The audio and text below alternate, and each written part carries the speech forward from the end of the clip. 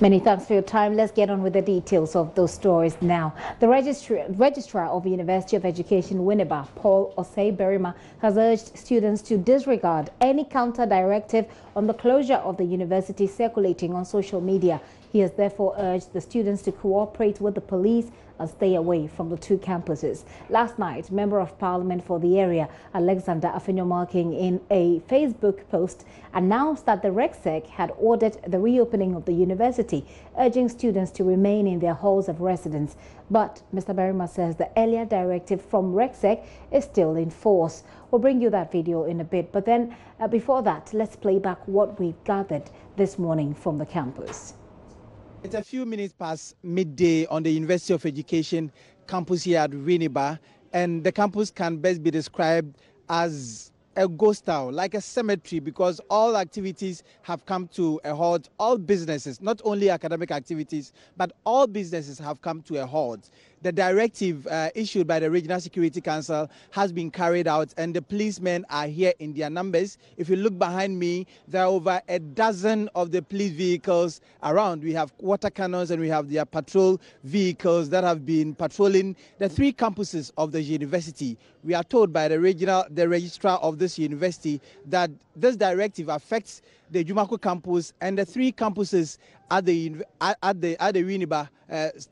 U.E.W, the North Campus, the Central Campus, and then the South Campus. We will be going around to see how the campus looks like now after the next day or the following day after the directive has been given. Yesterday we were here when the student complained that some of them did not even hear the directive that was issued by the Regional Security Council. They were stranded, they didn't know where to sleep. Others came from the Volta region, Takrade, and then others came from the northern and Kumasi, and they didn't know simply what to do. And this was after a counter directive had also been issued by the MP for Efutu, Alexander Afenyomarking, who was urging the students to come back to school. But they came back in the morning and they were told by the security people on campus that, the directive hasn't changed, and we have a confirmation from the registrar of the university that the directive is still in force. Let's go around campus to find out how the situation is on campus.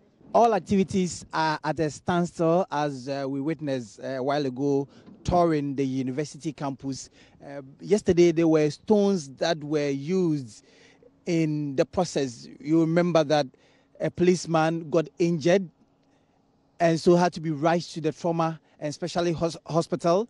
They couldn't treat him and so had to be referred to a bigger facility at the Kolebu Teaching Hospital, where we are told that a surgery was done on his eye. We also remember that a pregnant woman also fell in the process and was unconscious and had to be rushed to the hospital. But they are all doing fine according to the Regional Police Command. Behind me is the Anamwa Mensa Conference Hall, and you can see that all activities have come to a close.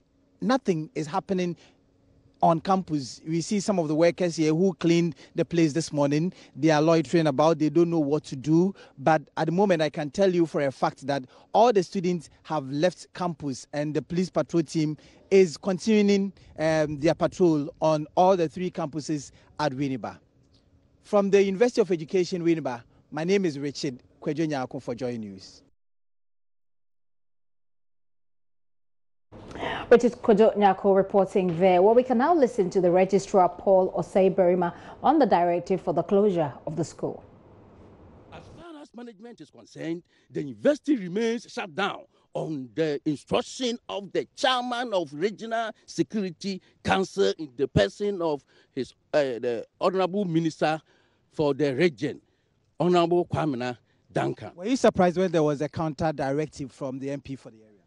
I would be very much surprised because MP cannot give counter instructions, should not give counter instructions. This is seriously a security issue. And we are within the region. And in the region, we have the Regional Security Council. And the Regional Security Council is presided over by the regional minister. It is only the regional minister who receives reports of security situation in the region. So coming from the regional minister, the chair of the Regional Security Council, I don't expect, and it should be the least, to come from an MP if he says that the school has not been closed down. In fact, the school has been closed down.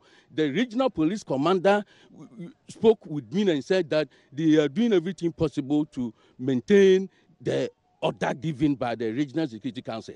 And as at yesterday, the police were able to flush out all students from campus. And as we speak, when you go to our house of residence, the students are not there, but life is going on normally. Everything is in order. There's peaceful environment for us.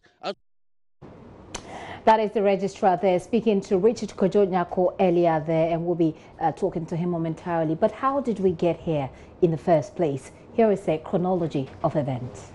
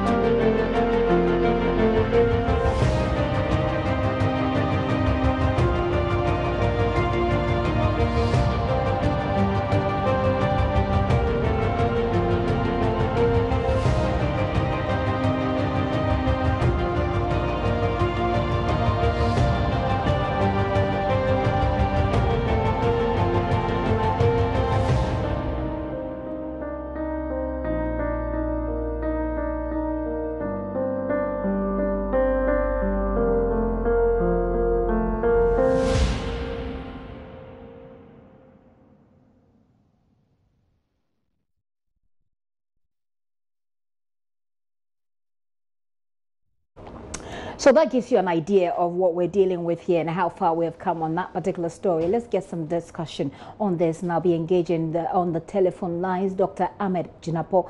He's U.E.W General Secretary for the Winneba campus. Dr. Jinapo, thank you very much for your time this afternoon. Are you on campus? I was on campus in the morning, but actually I left because, as you are aware, the university has been shut down. There's a lot of heavy police presence. So I'm not on campus as we speak. Okay, before you left campus, what was happening? Well, I saw a couple of students moving around, not necessarily on campus, but especially in front of the university gates. In fact, JoyNews happened to be there. There were a lot of interviews going on. And as it is, most of the students, I can say without any communication, that is left. But what is interesting is that the dynamics of U.E.W relative to student residence is quite different, in the sense that without, I can say about 70 to 80% of the students live outside campus. So what it means is that in terms of campus life, if not because of just going for lectures, the closure of the university relative to the presence of students will not be one that will be much felt. But I do know out of about 10 to 20% of the students who happen to reside on campus are living with their friends or patients, so to speak, in town. I mean, we've seen how this is affecting studies. So let's finish with how it's affecting studies, and then we'll move on from there. How is it going to affect the calendar of the university? Well, it's I mean, this whole thing started somewhere on Monday. I think on Monday there was some kind of lectures that took place, but there were some departments that never had lectures because of the disturbance. I think from Tuesday to Wednesday, it started picking momentum. But what is going on is that, at least for the past 1 week, we can say that lectures haven't taken place. So if you look at the timeline of our calendar in terms of how many contact hours that students are supposed to have with lecturers, we can't say we've lost a week.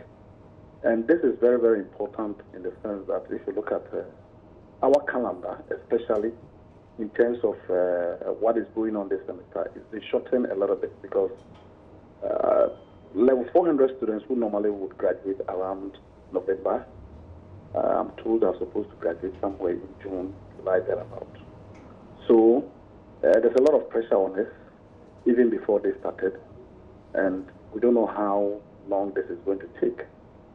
But even the 1 week that is being lost, we have to make time to deal with it. So that means that it's going to affect academic work in terms of the pressure of lecturers. Because, mind you, at the beginning of the semester, we always come out with a course outline which is supposed to be more or less a syllabus that is supposed to be completed before the end of the semester. So if a week is being lost, and where we are today, we are Friday, and the day is already coming to an end, I doubt if even a reopening of the university can take place within the weekend, because students need to be given some time in terms of notice before they come back, even though they were given a very, very short notice for them to leave. So this is where we are, but that notwithstanding, if there's a swift move in terms of resolving the issue, and from the intelligence that I've gathered, I'm told that the Minister for Education, Honorable Matthew Prempeh, is working tirelessly to get this issue resolved. U.E.W is very much committed to a resolution, and I might say that we are monitoring what is going on, and we applaud the efforts of the Minister in terms of trying to resolve it, but it needs to be resolved as quickly as possible. It needs to be resolved as quickly as possible. From the way you put the story, it doesn't look like 1 week is just how much time the student and the entire school will be losing from this. It looks like there probably will be a week more. U.E.W as a union hope not. We hope not, because I think let's be very honest with ourselves. I strongly believe that even the closure of the university, based on how much have been involved in terms of negotiations, should not have happened. It should not have happened in the sense that U.E.W executives of U.E.W, in fact, were in a meeting with Honorable Kennedy Japan, as well as the Honorable Member of Parliament for Efutu, Honorable Alexander Afenya-Markin. And we're getting a headway. And let me use this opportunity to applaud Mr. Kennedy Japan, as well as the MP for Efutu, Afenya-Markin, for trying to get a resolution. I will say that had it not been them, what would have happened in Winneba in terms of the demonstration would have taken a different dimension. Their timely coming to the university and their timely intervention helped salvage a lot of issues, because the police, beyond reasonable doubt, were indisciplined. The manner in which they handled what happened on Thursday was extremely unprofessional. In fact, we were in a meeting where tear gases were thrown at the doorstep of the room where we were having the meeting. And the students were going to be spoken to by the negotiations that we had with Honorable Kennedy Japan and Afenya-Markin, when, for some reason, the police were escalating and exacerbating the tension. So I don't blame the regional minister. Let's put it on record. I don't blame the regional minister for shutting down the school. If I was in his position, I would have done the same, because the situation as at that time was one that warranted the closure of the institution, because there was so much chaos, there was so much disturbance, and it was something that could not be maintained. But as I said, if there was communication between Honorable Kennedy Japan and Honorable Afenya-Markin with the regional minister, probably he would have given instructions to the police that, look, tamper things down, take the time, a resolution is being brought out, and we're going to resolve it. So I was not surprised when Markens put on his Facebook page that, look, the university is not closed down. But that is... Dr. Ajinapo, I'm going to come to that, but just so I'm on the same page with you and I'm clear of that, you're saying that the police actually, the presence of the police escalated the situation. Yes, the police exacerbated the issue in the sense that the students have been having demonstrations from Monday up to Wednesday, and always what they do is that they clap, they dance and stuff like that. The presence of the police, first of all, on Thursday, the number was so huge. That's number one. Number two, the police, in terms of firing tear gas indiscriminately, and I speak on this issue as an eyewitness, speak to Kennedy Japan, Honorable Kennedy Japan. We were in a meeting at the Samsa Clubhouse. In fact, we were brokering a deal for the demonstration to be stopped. We were 99.9% brokering the deal when tear gases were fired in front of where we were. And if you do such a thing, to the extent that Kennedy Japan had to go and confront, I think, one officer. In front of me, I saw it. It's not like it's a story that is being told. I was there. It was unnecessary. It was not needed. And to be honest with you, even after all this pirate and the school was closed down, we had the opportunity of speaking to the students, and they calmed down. All the students needed were two things. One, they want their lecturers reinstated. Two, they want the vice chancellor gone. It's as simple as that. So if this was going to be negotiated, no matter what the outcome was, I thought the police should have been tempered in terms of how they handled it. I think they exhibited a high sense of unprofessionalism. There's no doubt about it. Nonetheless, you side with the RecSec for closing down the school because you believe that it could have been worse. I do. There's a curious question, though, sir, about what role Mr. Kennedy Japan and the Member of Parliament for the area had in brokering what you're calling this deal that could have averted this demonstration. Well, let me say this. The demand of U.E.W. National, informed by the demands of U.E.W. U.E.W., is that the Vice Chancellor, Professor Afotoni, should step aside. Two, that all lecturers, staff, and everybody who have been sacked, numbering about 30, under the leadership of Professor Afotoni, should be reinstated. Those were our two demands. Okay. There was a meeting between Honorable Afenyamake, who is the MP for the area, Honorable Kennedy Japan, who is a very, very powerful opinion leader when it comes to issues pertaining to... Okay, so just a quick one there. The reason why Kennedy Japan was involved in this negotiation is because he is a, quote, and I'm using your words, powerful opinion leader. No, use my words. Let me repeat it. Please. He is a very, very important personality when it comes to the issues pertaining to Central Region. And University of Education, U.E.W, is in Central Region. I do not have a problem for him to be involved in terms of trying to ensure that there's peace and unity and reconciliation in that university. There's nothing wrong with it. And as I said from the beginning of my presentation, I said we applaud him, no matter whoever the person is. In as much as that person tries to bring about unity, peace in that university, we are ready for it. And I think that I happen to be in the meeting. Let me put it on record. Yes, carry on with what happened in that meeting. Madam. Yeah, please go ahead. Pardon me. Yeah, yes, I said Kennedy Japan said 10 times, if no more, in our meeting, that I beg you, you people should try and resolve this issue. And I think he had a very good intent. I do not want to speak to the nitty-gritties and what happened relative to the meeting. That is something that will come out. But what I'm trying to say is that there was going to be a resolution, and at best, this whole issue about the demonstration was going to be stopped. It was going to be stopped. Until the police came in.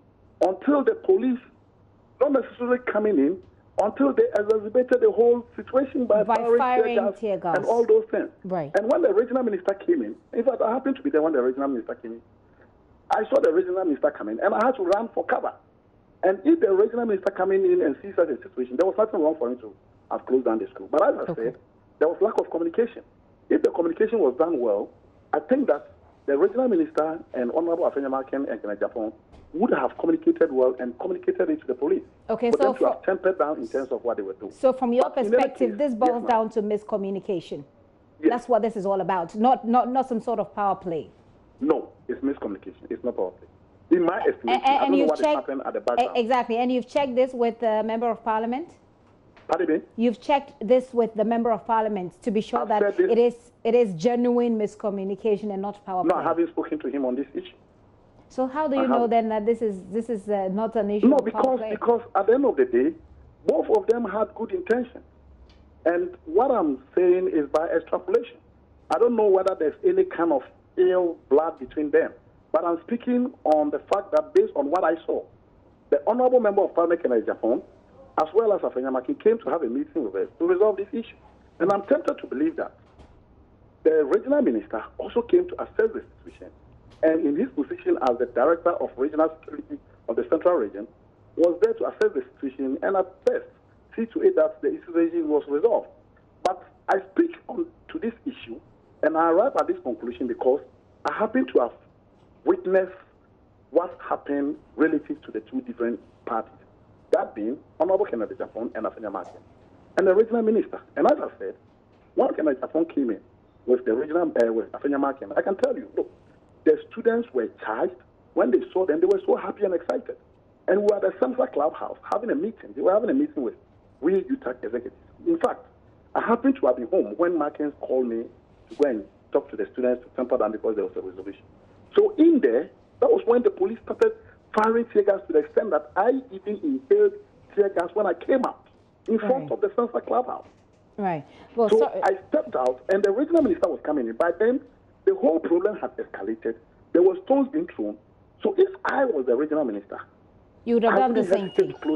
Fair enough, fair enough. Let's just look at, let me wrap up this conversation with you by looking at, you've already told us the effect this is going to have on the academic calendar. Now you're looking at a graduation that's likely to be moved from November to June. That's quite disturbing. No, the graduation originally is in June, which before was in November. It was moved back. Okay. So now that we have this, then it might affect graduation. So you're looking at a possible November. Probably, depending on when this is going to be resolved. Probably, and I'm sure this is going to inconvenience a lot of the students. Definitely, even as of now, think about it. I mean, you were a student at the university. The university shut down, and you are being asked to leave to maybe Paga or to Jene or Fetenta in 3-4 hours. I mean, where are you going to get money to? But this is where we are. This is where we are. Move forward. This is where we are. Talk about how we move on from here, where we want to go momentarily, and we'll wrap up this in a very short while. But concerning the directives and the counter directives, you're pinning it down on miscommunication. I'm wondering if the university authorities, U.E.W included, has approached both parties as to exactly what has to be done in the midst of all of these miscommunication and the students who have been affected. I'm wondering if you're contacting these people, these two people, to find out what the way forward is, really. I did tell you that we are in touch with the authorities that are responsible relative to the administration of the university at the governance level. And as I did indicate, the Honorable Minister of Education, Matthew Buku, I'm told, is doing everything positive to get this issue resolved. From the intelligence that we are gathering, I don't think that the closure of the university should take that long. Okay. What we are asking for as an organization or association, so to speak, is that any solution that is brought to be one that is lasting. Because you agree with me, Joy FM, I mean, and your listeners, Joy TV, that this whole issue regarding University of Education Winneba relative to leadership has been in the public domain for at least close to about 2 years. It is not healthy for the integrity and credibility of the institution in terms of the reputation of the institution. Okay. So we as U.E.W, as an association, are very committed in finding a lasting solution to this issue. Right. And we are very committed in supporting the minister in resolving this issue. Okay. So we wait and pray that a resolution is brought, and as quickly as possible, without any hesitation, the university needs to be open.